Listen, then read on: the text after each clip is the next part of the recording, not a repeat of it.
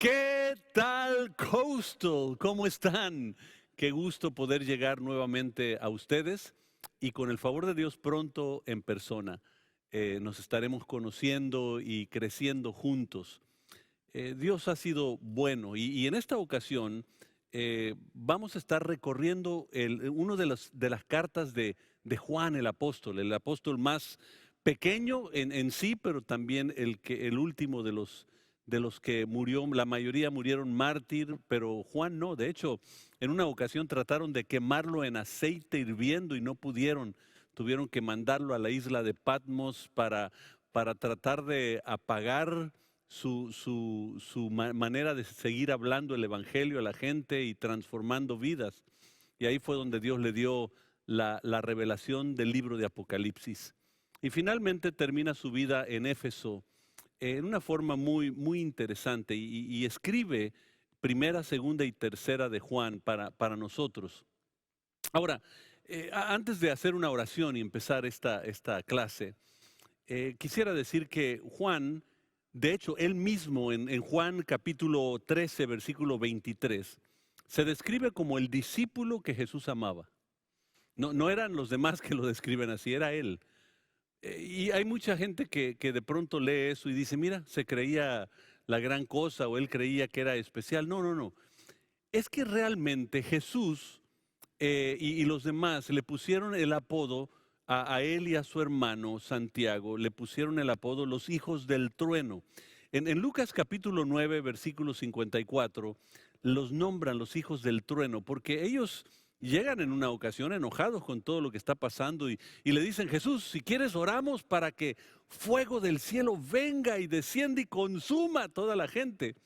Y los tomaron como gente muy explosivas y Juan se describe como el que Jesús amaba porque a pesar de todos sus errores y sus fracasos, Jesús lo amaba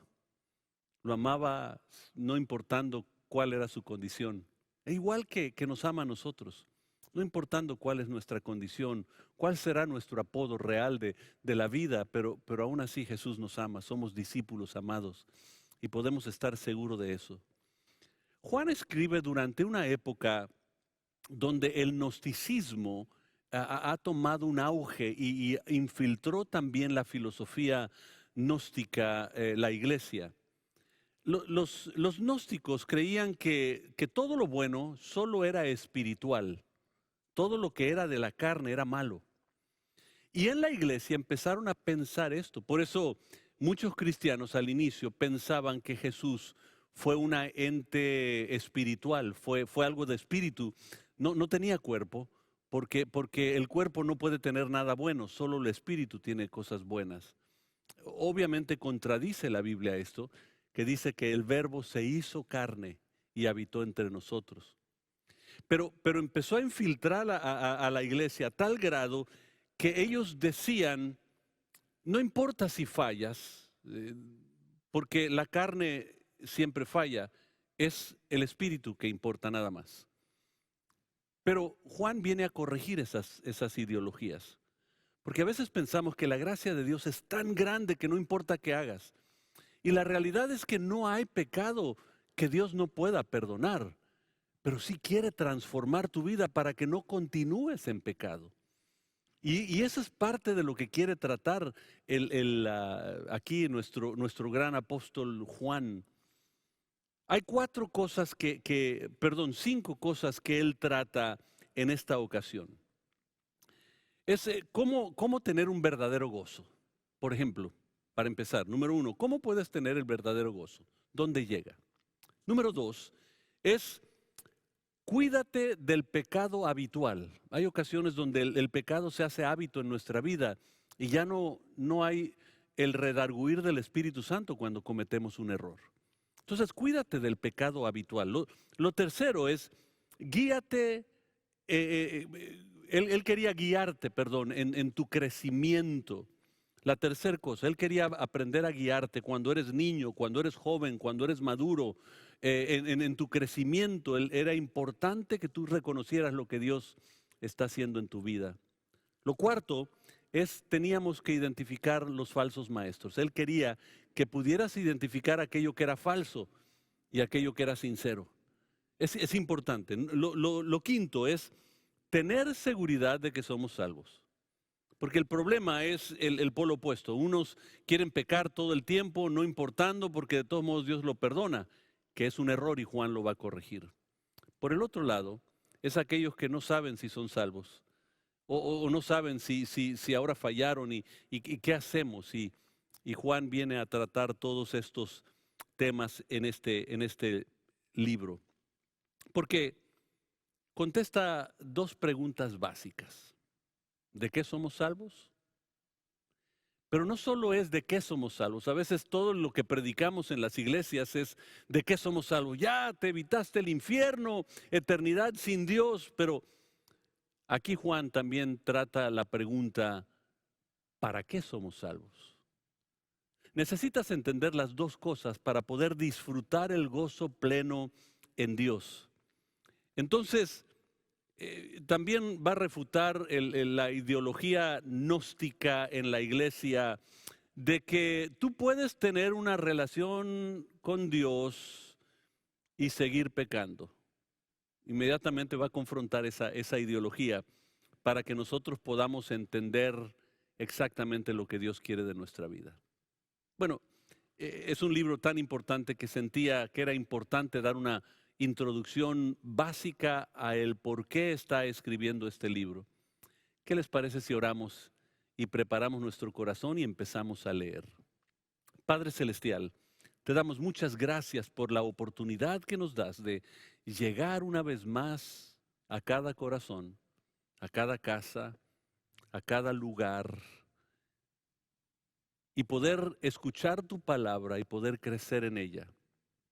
Entendemos que somos confrontados por ella también, pero eso transforma nuestra vida, porque tu Espíritu Santo toma nuestra vida en el lugar y condición donde está y nos levanta al lugar y condición que tú anhelas que tengamos en relación perfecta contigo, en el nombre de Jesús. Amén. Amén. Ahora sí, abran su Biblia a Primera de Juan y vamos a empezar en el capítulo 1 para poder ir leyendo cada pasaje y poder entenderlo mejor. Si tienes el dispositivo móvil puedes hacerlo ahí, tomar nota también. Pero vamos a empezar a leer. Versículo 1 dice: les anunciamos al que existe desde el principio, a quien hemos visto y oído. Lo vimos con nuestros propios ojos y lo tocamos con nuestras propias manos. Él es la palabra de vida. Y empieza con esa introducción. Recuerden que la introducción de Génesis capítulo 1, versículo 1, en el principio era el verbo. En el principio creó Dios los cielos y la tierra. Y Juan 1:1 dice, en el principio era el verbo. Y acá dice, les anunciamos lo que era desde el principio. Entonces, está hablando de Dios, pero para corregir estas ideas gnósticas que había en la iglesia, él dice, no solo lo vimos, no solo lo oímos, también lo palpamos. O sea, pudimos abrazarlo. Sabemos que no es nada más una idea de alguna espíritu por ahí que reinaba, sino también era carne y hueso. Lo vimos, se encarnó entre nosotros y vimos su gloria, gloria como del unigénito del Padre, lleno de gracia y verdad. Y empieza a reafirmarles de quién está hablando, de Dios. Jesús no era solo un hombre, es Dios encarnado que vino a redimirnos a nosotros del pecado. Versículo 2 dice, el quien es la vida misma, nos fue revelado y nosotros lo vimos. Y ahora testificamos y anunciamos a ustedes que Él es la vida eterna. Estaba con el Padre y luego nos fue revelado. Les anunciamos lo que nosotros mismos hemos visto y oído para que ustedes tengan comunión con nosotros. Y nuestra comunión es con el Padre y con su Hijo Jesucristo. Noten algo muy interesante. Desde el principio, en Éxodo, bueno, vámonos más atrás, en Génesis, el anhelo de Dios era tener una relación personal con la humanidad. Cuando Él hace al hombre, lo hace a su imagen y semejanza, capítulo 1. Luego lo pone en el huerto, capítulo 2. Y luego en el capítulo 3, el pecado separa esa relación. Entonces el anhelo de Dios es volver a regresar la relación del hombre. Nos dio libre albedrío. O sea, tenemos la opción de amarlo o rechazarlo. Lo opuesto a amor es rechazo o indiferencia. A veces pensamos que lo opuesto es odio y mucha gente dice, yo no odio a Dios, nada más que no creo en Él. Pero lo opuesto a amar es indiferencia, es cuando algo te separa a una relación constante con aquello que es necesario tener, en este caso Dios. Dios anhela tener una relación con nosotros y el pecado nos separó de esa relación. Nos llevó por nuestro propio camino. Y ahora lo que Dios hace es hacer todo lo posible a través del tiempo de regresarnos a esa relación. Y nos los muestra de una manera haciendo al pueblo que haga un tabernáculo para Él habitar entre medio de ellos, porque anhelaba tener relación. Le dijo a Moisés que venga el pueblo y me sea una nación, un reino de sacerdotes que puedan convivir conmigo. Era el anhelo de Dios. Con David establece un templo donde habitaba la presencia de Dios y la gente podía acercarse a la presencia porque anhelaba tener una relación personal con Dios. Dios anhela que tú tengas una relación personal no con la religión, sino con Él. Y muchas veces confundimos la religión con Dios, pero Dios no es religión. La religión es el invento humano de tratar de llegar a Dios, pero Él llega a nosotros por medio de Jesucristo. Ahora, aquí les va. Punto número 1 que es importante que nosotros tengamos.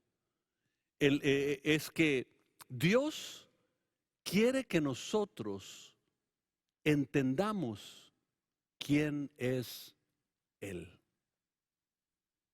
¿Cómo podemos entenderlo? A través de una relación profunda con el Señor. Que nosotros podamos tener esa relación. ¿Y cómo la tenemos?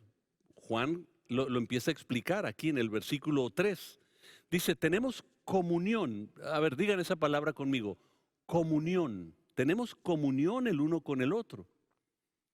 Y esa comunión, cuando tenemos comunión el uno con el otro, dice, nuestra comunión verdaderamente es con el Padre y con su Hijo Jesucristo.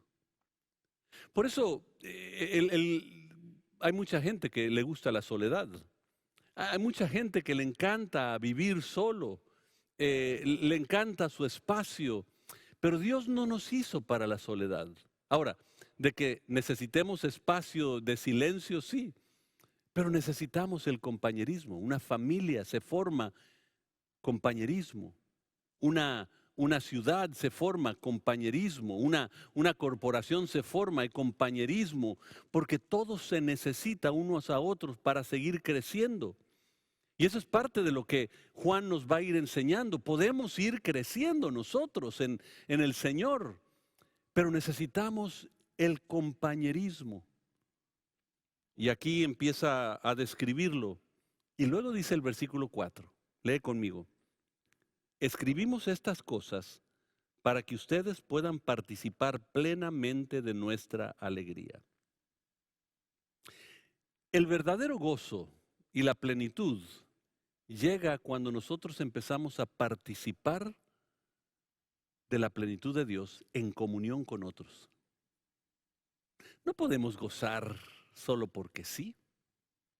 Imagínate decir, voy a tener una fiesta de cumpleaños y yo voy a estar solo. Tú dices, bueno, es que quería la soledad. Sí, pues eso es paz y tranquilidad, pero no necesariamente es plenitud y gozo. Plenitud y gozo sería que estuviera tus familiares, tus mejores amigos, aquella gente que conociste y de pronto vienen y todos celebrando, cantando, bailando. Y eso es verdadero gozo. ¿Por qué? Porque Dios hace el gozo en plenitud, en comunión, y la comunión la tenemos unos con otros. Y cuando tenemos esa comunión unos con otros, de pronto hay plenitud. En tu presencia hay plenitud de gozo, delicias a tu diestra para siempre. Ahora, quiero mencionar tres cosas que veo que la presencia de Dios, o sea, el cuerpo de Cristo, el cuerpo de Jesús, da. Y vamos a ver en el versículo 2, da vida. En el versículo 5, da luz. De ahí en adelante empieza a hablar de amor. Dios es amor, en capítulo 4, versículo 8. Que Dios es amor, el amor. Entonces es vida, es luz, es amor. Pero interesante, la palabra vida en esta carta de Juan aparece 14 veces. La palabra luz aparece 6 veces. Y la palabra amor aparece 45 veces. Eso es la importancia de lo que está hablando, porque cuando nosotros nos juntamos, ¿por qué creen que son tan importantes? Que te unas a un grupo de hogar, a uno de nuestros grupos de conexión, a INSTE, a Alfa, todo lo que nosotros tenemos y ofrecemos. ¿Por qué es importante? Porque la comunión se genera. Cuando la comunión se genera, se presenta el cuerpo de Cristo. Cuando se presenta el cuerpo de Cristo, hay plenitud para tu vida, hay transformación para tu vida. Y Juan viene a decir, ¿sabes qué? No es algo espiritual como los gnósticos tratan de enseñarnos. No es algo, lo vivimos, yo lo vi, yo lo escuché, yo lo toqué. Y ahora quiero compartirte a ti. Porque aquí Juan está tratando con una tercera generación. La generación que vivió esto, Juan ya tiene posiblemente 80 años. Ya pasaron 60 años desde que Jesús murió y resucitó y ascendió al cielo. Él tenía aproximadamente 18, 20 años cuando todo eso pasa. Era un jovencito y ahora ya pasó tanto tiempo y pasó una generación y luego llega otra generación y esa tercera generación ya no siente la presencia de Dios igual que los demás. Entonces Juan, el que experimentó eso, él no venía a decir, recuerdo que me decían, recuerdo que conocí a una persona que conoció a los discípulos, o recuerdo una persona que conoció a un vecino que tenía una prima, que tenía un vecino que conocía a alguien que conocía a los discípulos. Él viene a decirte, yo fui el que lo vi. Y te vengo a decir porque con el tiempo lo que va pasando es nos vamos apartando de una relación con Dios y lo convertimos en una religión.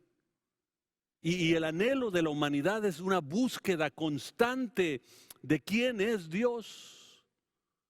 Y lo buscan en distintas maneras, de distintas formas, y Dios quiere regresarnos a esa relación. Y esa relación llega con comunión, compañerismo, para que tengas pleno gozo. Pero ¿qué hace eso? Cuando tú empiezas a entender la vida, la luz y el amor de Dios, te lleva al versículo 5 de este capítulo. Dice así, este es el mensaje que oímos de Jesús y que ahora les declaramos a ustedes. Dios es luz, digan la palabra luz. Luz y en Él no hay nada de oscuridad. Miren, oscuridad realmente es ausencia de luz. Cuando no hay luz, existe la oscuridad. Y de pronto nos dice la palabra que lo que Dios es luz. ¿Por qué? Porque en la luz se revelan muchas cosas. Nosotros no queremos la luz, nosotros queremos la oscuridad porque la oscuridad esconde muchas cosas. La luz revela muchas cosas. Y de pronto dice, Dios es luz. ¿Por qué hoy en día podemos hacer tantas cosas y llamarle como algo bueno en la vida, pensando que es bueno?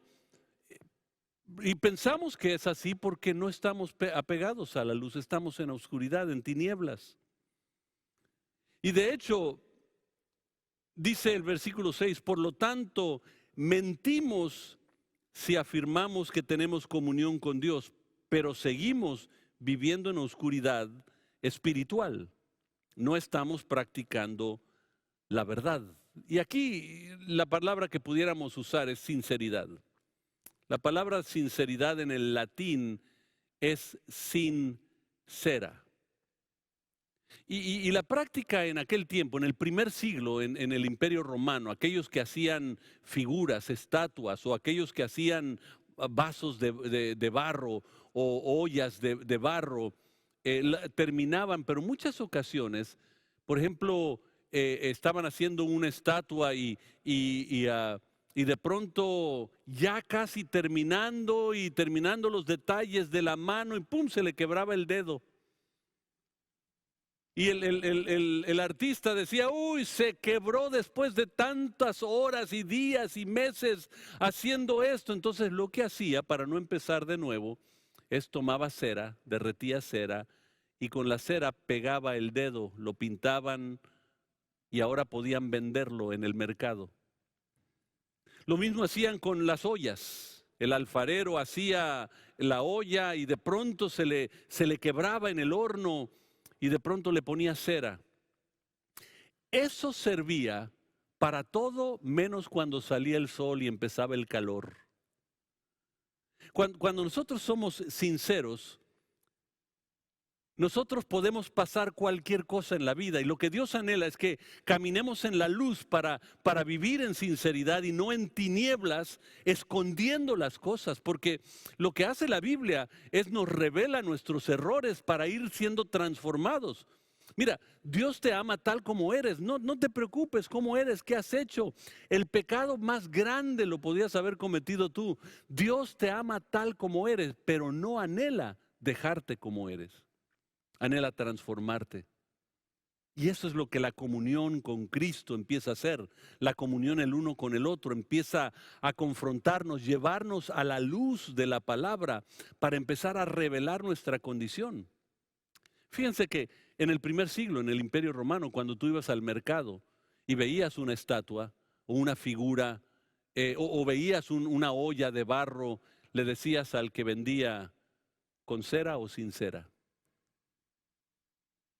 Porque podías poner la estatua en la ventana de tu sala y la gente podía pasar por tu casa y decía, wow, qué hermosa figura, pero a lo mejor la nariz había sido pegada con cera y salía el sol y le pegaba a eso y de pronto la nariz terminaba por acá o se caía al piso o el dedo. O la olla la ponías en el fuego para calentar tu caldo de res y de pronto en el calor se derretía y se empezaba a salir todo. Entonces tenían que decir con cera o sin cera. Y el Espíritu Santo viene a tu vida hoy y te dice con cera o sin cera. Pero la única manera de ser sinceros es llegar a Dios en comunión unos con otros y poder confrontar nuestra vida tal como está, en el lugar donde está. Recuerden que lo que Dios hace en Génesis para restaurar la relación, llega con Adán y le dice a Adán, ¿dónde estás? No porque se le perdió a Adán a Dios. Dios sabía exactamente dónde estaba, pero él quería que Adán supiera dónde estaba. Pero nunca quiso reconocer su condición porque la oscuridad provoca que escondamos nuestros errores. La luz revela nuestros errores. No sé si se han dado cuenta, pero el otro día estaba dormido y venía yo tan cansado de un viaje y me dormí de esos días que no me lavé la cara ni me quité lo que a veces uno se pone, todo el betún que se pone en el pelo y me duermo y cuando despierto todo estaba oscuro y yo estaba feliz de la vida y de pronto una de mis hijas me llama y prendo la luz y estoy en video con ella y el pelo todo parado así, quién sabe cómo y yo dije, ay, espérate, ahorita te llamo, porque la oscuridad no me dejó ver mis errores. no me dejó ver aquellas cosas que tengo mal, pero la luz las revela todas. Con razón el salmista en Salmo 43 decía, guíame a tu luz y tu verdad. Ellas me guiarán y me conducirán a tu santo monte y a tus moradas. La luz y la verdad de Dios nos llevan a la presencia misma de Dios, donde Él empieza a tratar nuestra condición, de cómo estamos, de qué está pasando en nuestra vida. Van a notar que varias veces el apóstol Juan dice, escribo estas cosas para. Capítulo 1, versículo 4. De pronto, en el capítulo 2, versículo 1, describo estas cosas para. Capítulo 2, versículo 12, les escribo a ustedes para. Capítulo 2, versículo 26, les escribo estas cosas para advertirles. Nos está advirtiendo para que podamos vivir en la luz y caminar en sinceridad con Dios. Tú podrás engañarme a mí las veces que tú puedas, pero a Dios no lo podemos engañar. Por eso Él anhela que nosotros lleguemos ante Él y Él sea nuestra luz. No tendrás que confesarme a mí tus cosas, pero a Dios. Podemos ir con Él, pero cuando tenemos comunión empezamos a escuchar la palabra de Dios en una persona, en otra, y de pronto empieza a revelar en nuestra vida. Podemos ir a la palabra y nos abre el panorama, y ahora podemos ir a Dios en este momento. Dice el versículo 6, por lo tanto, mentimos y afirmamos que tenemos comunión, porque seguimos viviendo en oscuridad.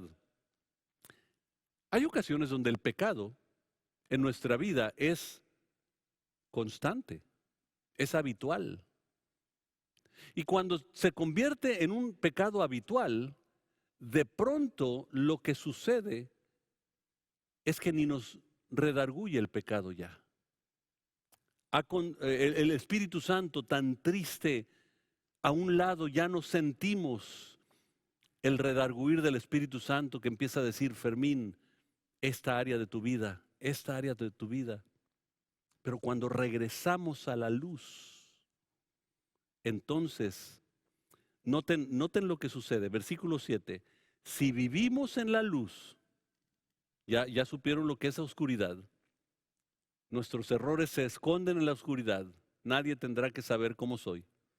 Pero si vivimos en la luz, así como Dios está en la luz, entonces tenemos comunión unos con otros. ¿Qué pasa si estamos en la luz?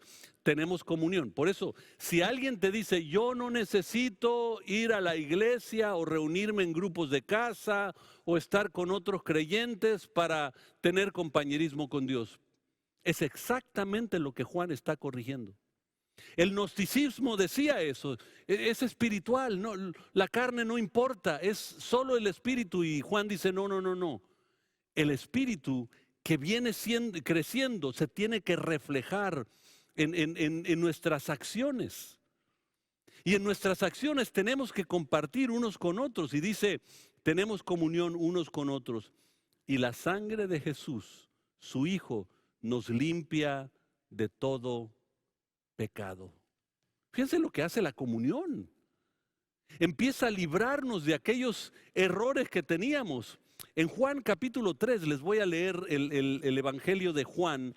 Él mismo escribe en capítulo 3, versículo 19.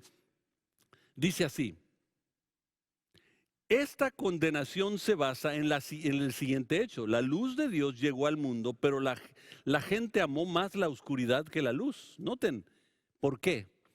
Porque sus acciones eran malvadas. Y recuerden que en las acciones malvadas en la oscuridad no se ven. Parecen ser normales, parecen ser buenas. Todos los que hacen el mal o odian la luz y se niegan a acercarse a ella porque temen que sus pecados queden al descubierto. Eso es lo que hace la luz. Te das cuenta que tu pelo está todo parado, tienes lagañas por todos lados, está sucia tu cara y de pronto la almohada pintada en uno de los cachetes, y de pronto dices, ¡ay, caray! No sabía que yo estaba en esa condición. Bueno, la luz te empieza a revelar todo eso. Y dice el versículo 21, versículo 20, todos los que hacen el mal odian la luz y se niegan a acercarse a ella porque temen que sus pecados queden al descubierto. Pero los que hacen lo correcto se acercan a la luz para que otros puedan ver que están haciendo lo que Dios quiere. ¿Cómo nos acercamos a la luz? Compañerismo, comunión. Digan la palabra conmigo, comunión, comunión. Si no te has acercado a un grupo, acércate hoy. Lo que Dios puede hacer en tu vida es impresionante. No lo vas a lamentar. Dice versículo 8, si afirmamos que no tenemos pecado, lo único que hacemos es engañarnos a nosotros mismos y no vivimos en la verdad. Otra vez, ¿con cera o sin cera? ¿Y saben cuándo se va a revelar? Cuando vengan los tiempos difíciles. Ahí se revelan qué tan apegados a Dios estamos. Fíjense cómo los jóvenes hebreos les dijeron, si no te postras ante la imagen que hemos hecho, te vamos a echar en un horno de fuego, calentado mucho, para que quemes para siempre. Ellos dicen, Dios nos puede librar. Y si no, de todos modos no nos postramos a adorar a esa imagen porque solo adoramos al Señor. La fe se asienta, se para firme en medio de la tribulación. Pero aquellos que no son sinceros con Dios, en la tribulación se derrite la cera y de pronto nos damos cuenta todos los errores que verdaderamente hay en nuestra vida que no han sido puestos en manos de Dios a través de Jesucristo. Versículo 9 dice, pero si confesamos nuestros pecados a Dios, Él es fiel y justo para perdonarnos nuestros pecados y limpiarnos de toda maldad. Y aquí lo dice porque, otra vez, ellos pensaban que todo era espiritual, todo lo que pasaba en lo físico, y Él dice, no, no, no. Cuando tú pecas, tu acción debe de reflejar lo que tú crees adentro. Si amas a Dios, vives para Dios. Pero si fallas, no te preocupes. Abogado tenemos para con vosotros a Jesucristo. Si confesamos nuestro pecado, Él es fiel y justo para perdonarnos. Uno de mis pasajes favoritos, si confesamos nuestros pecados, Él es fiel y justo. Eso es sinceridad. Cuando tú llegas a Dios y dices, Señor, este es mi fracaso. Adán, ¿dónde estás? Aquí estoy. Fermín, ¿dónde está? Aquí estoy. ¿Qué fue lo que pasó? Esto fue lo que pasó, Señor. Sinceridad. Y la luz te lleva a la sinceridad con Dios porque tienes una relación. Recuerda que la relación provoca confianza y esa confianza provoca que tú puedas decir lo que tú quieras. Y sabes que estás en buenas manos porque Él sabe cómo perdonar, restaurarte, levantarte, porque te ama con todo el corazón. Termina el capítulo 1 diciendo, si afirmamos que no hemos pecado, llamamos a Dios mentiroso y demostramos que no hay lugar para su palabra en nuestro corazón. Lo que está diciendo es que todos hemos fallado. Y la falla no es nada más adentro, es afuera también. La tentación llega y provoca una prueba de tu corazón y de tu mente. La prueba que pueda venir a tu vida llega y prueba tu fe, a ver dónde estás parado. ¿Y dónde estás parado? Él vuelve a decir, ven a tener esta tercera generación que a lo mejor no ha conocido o no ha tenido una experiencia personal con Dios. Yo sí la tuve. Ven conmigo. Y esa comunión será verdaderamente con Jesucristo. Y eso será la luz, la verdad, el amor que tú necesitas para poder sobrepasar cualquier situación en tu vida. Dios te ama tanto, tanto, tanto, que anhela llegar a tu corazón en este momento. Yo quiero hacer una oración porque a lo mejor tú estás viendo esto y leíste primera de Juan capítulo 1 y fíjate, leímos un capítulo juntos. Eso va a edificar nuestra vida. Y lo que Dios va a empezar a hacer es hacerte crecer, pero es importante empezar a buscar la comunión porque Jesucristo se revela cuando nos unimos a escuchar de Él. Hagamos esta oración. Di conmigo. Digan todos para ayudar a aquellos que lo harán por primera vez. Di, Señor Jesús, abro mi corazón para recibirte a ti como Señor y Salvador. Ven y reina en mí. En el nombre de Jesús. Amén. Si hiciste esa oración, hoy tu vida empezará a cambiar. Conéctate con alguien. Les regreso a su líder de campus. Que Dios les bendiga.